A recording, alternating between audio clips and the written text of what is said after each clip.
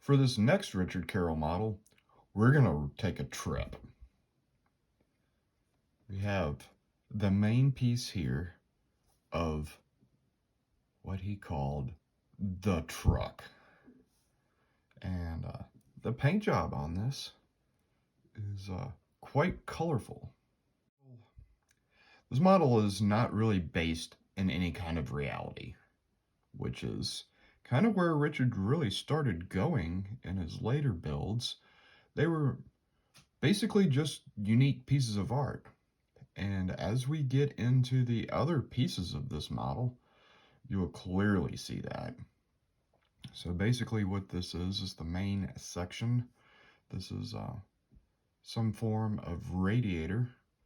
Has looks like some kind of milled acrylic for a grill and a cute little radiator cap. And this perhaps is the headlight. And being the truck, this is the bed. And just set it down. We'll get some more pieces here, and it may or may not make more sense. This piece is where the driver would be. As a roll bar. That's about the only thing that really gives it away.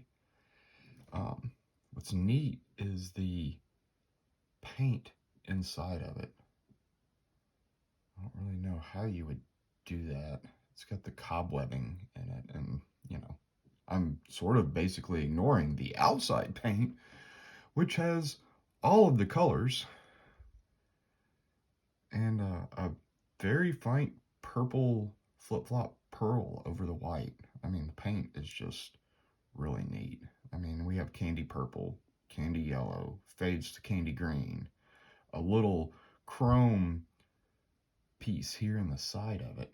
The more you look at this, the more stuff you see. I mean, this paint that goes around the cab is fogged candy magenta to candy blue, back to candy magenta, candy orange, fading to a darker candy orange, and this is the mirror. It's kind of like a Testarossa style. I don't know, probably, who knows. But again, paint's in good shape. And then, as best as I can tell, you can see that it was assembled with lots of 5-minute epoxy. And I don't know if that's going to be the way it goes back together. Maybe something more robust. I might even clean all of this up because a lot of this is just kind of flaking off.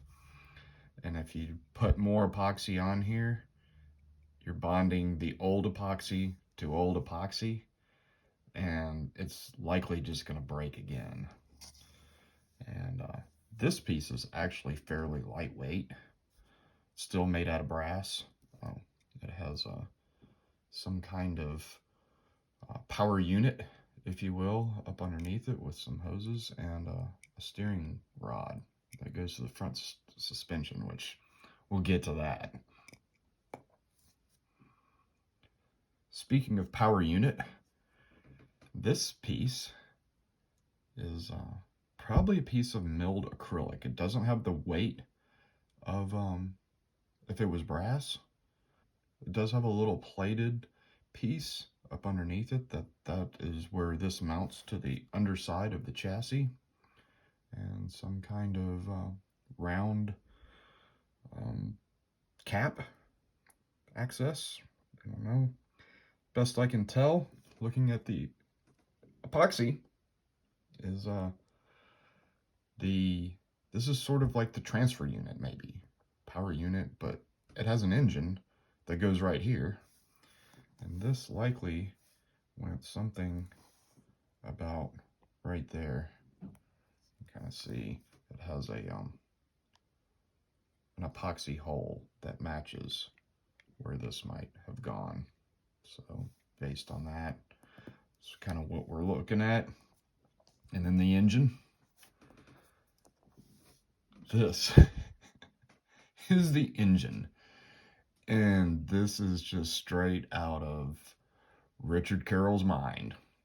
Um, it's interesting. This is an Offenhauser engine, kit engine, probably from the Indy car. And he made this intake and exhaust that just goes all over the place. Has some kind of, maybe this is supercharger carburetor. Obviously a giant velocity stack. That's kind of fun. Or maybe this is a supercharger. I don't know. It just kind of like you have intake going in and exhaust going in, and I don't really see how any of it is going out, which I don't think would function very well, but does it look cool? Oh yeah. And all of this is chrome plated brass, and it looks, I mean, this is how chrome should really look. It's very jewel like, but and I think it kind of goes somewhere like this based on the copious amounts of epoxy that I think this goes like this. But it's actually kind of curious that perhaps this had some kind of repair. I have photos from when they were picked up that this is like mounted up on the front, which I don't, it might just be how these um, wires, lines, whatever they do, um, they've since come apart in transport, and maybe that was what was going on here. Um, we're gonna just try to figure that out. So then I have one other piece. It has more of that cool painting technique, and that's a like this iridescent pearl yellow.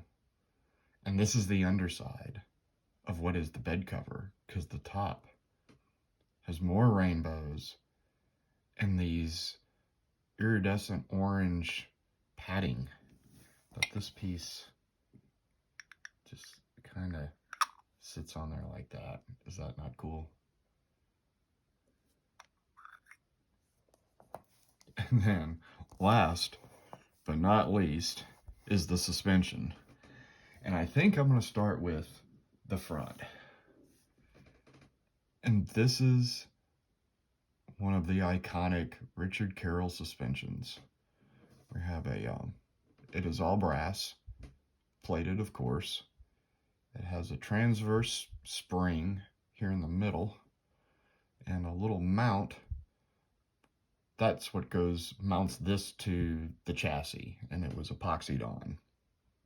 It has some kind of steering that does, you know, maybe improper steering like things. We'll have to figure this out. And obviously the tires are all Richard Carroll's imagination. Look at that tire, and then look at the wheel. That is all machined aluminum to look as from out of this world as it could possibly be. And the only way to top this is to look at the rear suspension. And here's the rear suspension. And it is absolutely Richard Carroll at its finest. All fabricated from brass, chrome plated. It has this main carriage frame, sort of like a Jaguar style rear suspension, which is what he was basically known for. Has a kit quick change center section. The wheels do not rotate, but it's kind of like, and it doesn't really articulate like his previous ones. It does have the open U-joints and the carriers, and of course the wheels and tires. I mean, they're at least 2 inches wide, and same kind of design as the fronts. And this unit here, this is pretty hefty weight, and it was simply epoxied onto the underside of the body. And so again, this old epoxy is just it's just peeling off. And when you're working on these, you get all this like orange detritus, trying to clean all of this up so it has a good surface to get re-adhered with some modern epoxy. It's hard to say when this was actually built.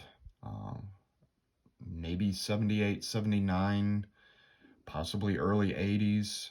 It did show up at an early N&L West. And I'm sure the modelers in attendance were like, what is this thing? And who is this guy? Oh, you're that guy, Richard Carroll. And absolutely a super cool model.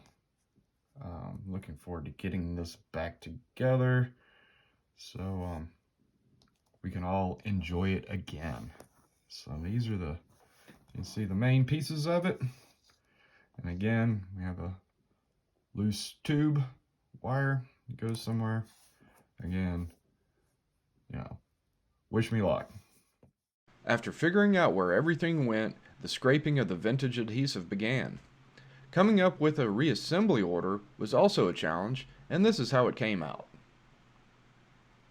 The truck is simply a showstopper. There is so much going on with it, it's hard to figure out exactly what's going on. I really wish Richard was here to explain the restored model today. Underneath has maybe even more going on.